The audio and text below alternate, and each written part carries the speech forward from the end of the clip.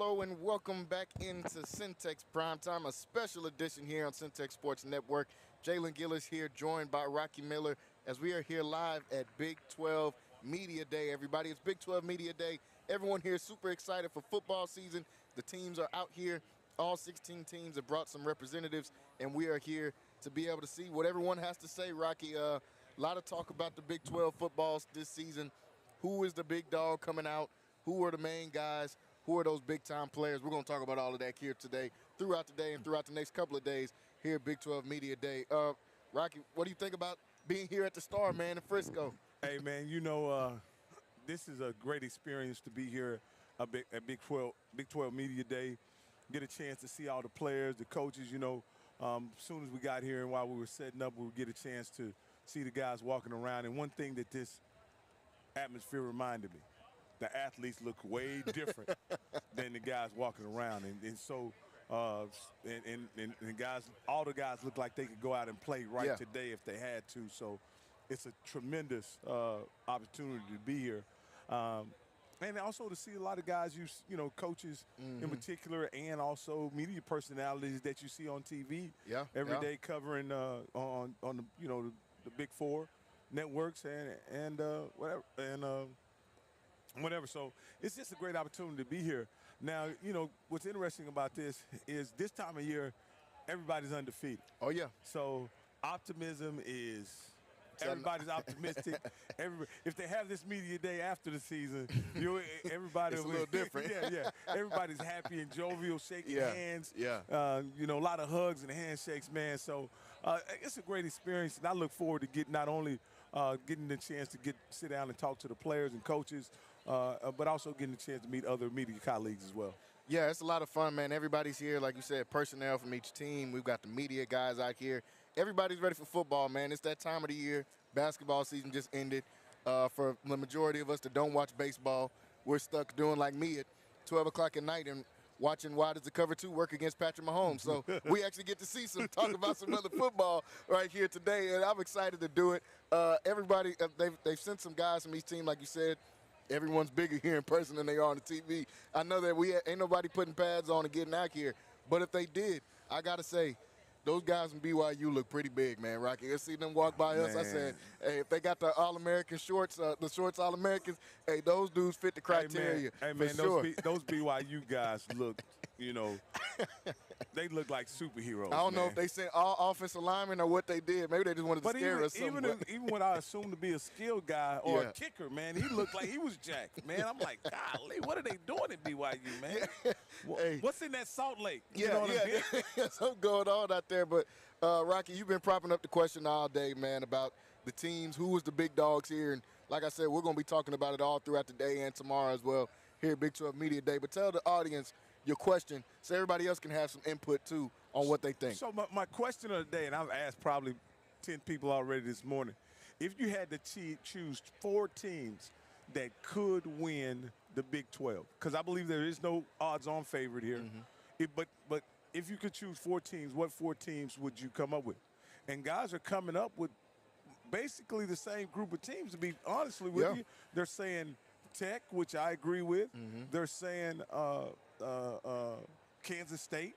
For sure. They're throwing Arizona State in there as well. And we had a guy throw in Baylor. Yes, sir. Yeah, so those are the teams I say are sitting at the top. Okay, Arizona State won it last year, so we're going to put them in there. And they might have the best quarterback in the conference with Sam Levitt. So we can stick them in there. Kansas State, always a scrappy team. We know they can run the ball. Still got Dylan Edwards there, a guy that came over from Colorado. They still got Avery Johnson at quarterback there. So I like those guys, too, as well. Iowa State, I think, is always going to be a team that's in it. Iowa State plays the right way. They also have a really good quarterback in Rocco Beck that's going to be there as well. And then you got the Techs that have this new age team here. I guess the team that a lot of people saying they paid for, those guys coming in. You got Baylor with Sawyer Robertson getting all this attention. You've got the teams you forget about, the TCUs, the Arizonas. They got Noah Fafita still at quarterback. So, there's so many guys that you can name. That's what happens when you put 16 teams in a conference. I think, especially in a conference like the Big 12, it leaves it wide open and leaves us a lot to talk about from here until August 29th. Yeah, I like teams, the teams you mentioned as you were going down the list of teams that people are picking. But one thing, other than Tech, all those other teams, I'll say Iowa State, Arizona, and Kansas State. One thing I know is consistent about those three teams. They have a style and a personality that they play with. Yep. And regardless of who's at quarterback, who's at running back, who's at wide receiver, they have a system and a style and identity is what people generally like to refer to it as, for which they're going to play. And I think having an identity going into the season is very important. Texas Tech. I think a lot of people are just throwing, I'm not going to say throwing them in there, but they're adding them to the mix based on what they've invested in their program. And I'm anxious to see if that investment will pay off this upcoming year. Yeah, I'm anxious to see it too. We talked about it last week on the show when I had Wayne on there. It's going to go one of two ways. Either this is going to be the new model for Tech, as we're going to keep paying these guys in that NIL, we're going to keep raising this money, or we're going to switch this around and do things differently if they go out and do a Florida State of last year, who spent a lot of money in NIL and spent a lot of money in the transfer portal, and it blew up in their face. Well, one thing I like to think about in this era of college football is when you go out and make those investments, how long do you give the coach to make those investments pay off? Is it a one-year approach? Yeah. Is it a two-year approach? You know, I don't think you're going to get more than 2 years on it, but if you go out and buy a lot of high-level transfers, pay for a lot of freshman recruits, I think you have to still give that team a time to gel and mesh together. Yeah. I got you. But you don't have to give it time to gel.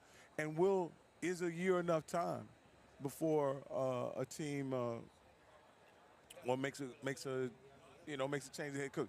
I personally sit back and look at Tech and see if that model pays off. We know what that model has done for the University of Texas. Yeah. We know what that model has done for other Ohio schools. State won last State. year, yeah. Other schools that have invested heavily in their programs, whatever. Yeah. Let's see if it holds true for a school like Tech. And if they're able to come in here and dominate the Big 12, considering what they invested, I think they're going to set the mark of what's expected and what's the model for college football, because we have already seen it work in two of the biggest conferences in America. Yeah, we have. And like you said, that'll not only set the precedent for Tech, but for everyone else in the entire Big 12. If you want to compete and Tech goes out here and spends a lot of money, you're going to have to spend a lot of money, too, if you want to be able to compete with these other teams. So we'll see how that Tech one. There's two teams that I didn't mention that are kind of wild cards to me. I feel like they could either have a bad season or they could possibly win the Big 12. And those two teams are Utah and Colorado. Utah is a team that obviously they lost Cam Rising, who was a big piece for them. They bring in a transfer quarterback from New Mexico, pretty good guy. Dan Pierre, we'll see if he can play or not. Utah is another team that has an identity. They run the football. They play defense. Last year they kind of tailed off once their quarterback went down. And then Colorado, we've all seen the big-name transfers, the most talked about school in the Big 12. We see the transfers that come in every single year, but this is the first time with no Shador, first time with no Travis Hunter.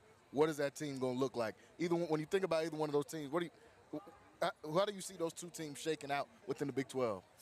First thing when you think about Colorado, the first concern is the health of Coach Sanders. We all realize that's been a concern for a lot of people in sports. His health. Yeah. He's released some social media posts, letting people know he's doing fine and he's okay. But tomorrow will be the first time you'll get a chance to lay eyes on Coach Sanders in a setting like this. Usually in these settings, he thrives in a setting like this. Yeah. Hopefully, Coach Sanders will be Coach Prime. Yeah. Like he has always been. Absolutely. And so, now, once that's established, that Coach Prime is Coach Prime, then you start looking at all the talent that they've acquired over the last 2-3 years. How does that come to fruition, and how does the loss of probably a top quarterback Absolutely. top quarterback and probably the best position player in the draft this past year. How does losing those players affect your team? Again, Colorado is a wild card because they are a talented bunch. Absolutely. They are a talented bunch. They're going to get the attention, and they are the team, whether you – again, they're in a unique situation in this regard. They're not a championship team, but they certainly have a target on their back. Absolutely. Absolutely. And so I think they, over these past 2 years, they realized that they can't drop off. They can't have a letdown. They can't just walk their way through the schedule, because the team that wherever they're on the schedule, that team circles and puts an asterisk next to it, because those guys really, if you get a win against Colorado, it rings bells all over the country, regardless of the program, because, again, a win against Colorado is a win against Coach Prime. Exactly. The last part is the most true part. Everybody wants to get that win. And I'm wondering, I'm very interested to see this Colorado team, because I'm wondering, do they change the style? It's been so pass-centric the last couple of years, obviously because of Shedeur and then offensive line troubles. Now that they've had more time to build out this offensive line and they don't have Shedeur, do they run the football more? Do we see more 12 personnel, 2 tight ends, as opposed to just maybe no tight ends, 4 wide receivers set, 1 in the backfield? Well, I'm really looking forward to Salter, because I think Salter is a guy who can really thrive in this league. Yes, I agree. I think he's going to give Colorado a dimension in this league that can really cause trouble for defenses. I agree. Again, Big 12 is known for wide open offense, create spacing. Salters is a guy that can take advantage of those opportunities in these Big 12 defenses, not only with his arm, but also with his legs. So I'm looking at, what is that going to create for Colorado? Is that dimension gonna open it up in the passing game for what is a very talented wide receiver group at Colorado? So, like I say, I'm looking forward to it. I think today we have Baylor, Texas Tech, Kansas State, Cincinnati, Arizona State, UCF as well. Yeah, so a few different teams that we'll see here today. One half will be here today. The other half will be here tomorrow. Usually the Big 12 is a league that's won by, a lot of the times, who has the better quarterback. That's what we see a lot of times. This year in the Big 12, a lot of good quarterbacks. We talked about Sam Levitt at Arizona State, Noah Fafita at Arizona, Sawyer Robertson, who's been getting a lot of recognition at Baylor. You think about Morton at Texas Tech. I mean, there's so many. Avery Johnson at Kansas State, and then Rocco Beck at Iowa State. So many of these quarterbacks are positioning themselves to have a really great season. Any of those guys stand above the crowd? We talked about the teams that stand above the crowd. Any of those quarterbacks, in your opinion, that stand above the crowd, like, okay, I think these are going to be the guys in the Big 12? You know, I have some favorites. I like the general. Okay. I like Avery Johnson. Yeah. And that, that's Avery Johnson, a basketball player, big name. But I think you can call this guy the general as well. Absolutely. I like Avery Johnson. I think the guy, the way he plays the game, he's not afraid to use his legs, not afraid to be a playmaker for his team. I like him. Again, as I stated earlier, I like a guy like Caden Salter. I think his mobility adds something. I also think Levitt last year had a tremendous supporting cast, particularly Sam Scatterbo. Yeah. What is he going to be without Sam? That's what I want to see. That's what you have to say. With a guy who could potentially run for 200 yards every week, what is that? Does that all the pressure transfer on him now? To Sam, yeah. Yeah. And then the guy at Tech. The guy at Tech Morton, I think he has to solidify himself as an established starter, because with all that they've invested on their roster, if he has any shaky experience at quarterback, I think they're going to be looking to make a change or looking to bring somebody else to get the job in. I don't think they're going to have patience at quarterback, and whether you want to accept it or not, he's not a proven commodity. He's not someone who's carried a team.